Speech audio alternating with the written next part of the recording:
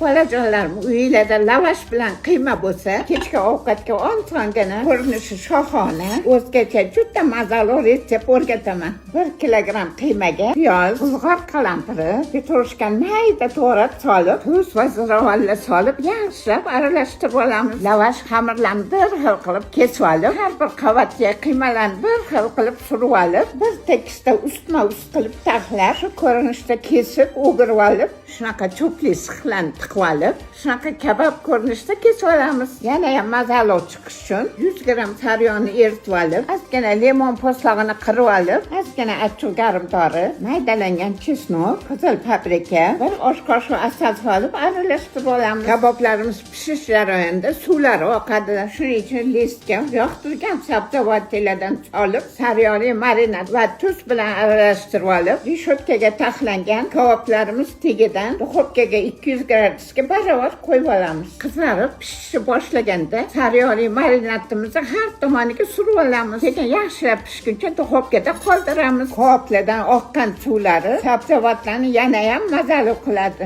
To'liq retseptni video tagiga yozib qo'yamiz. Bitta yurakcha va shirin so'zlaringizni kutib qolaman. Bismillah. Bay, ustalari qisir, ichlari yumshoqqina, juda mazali.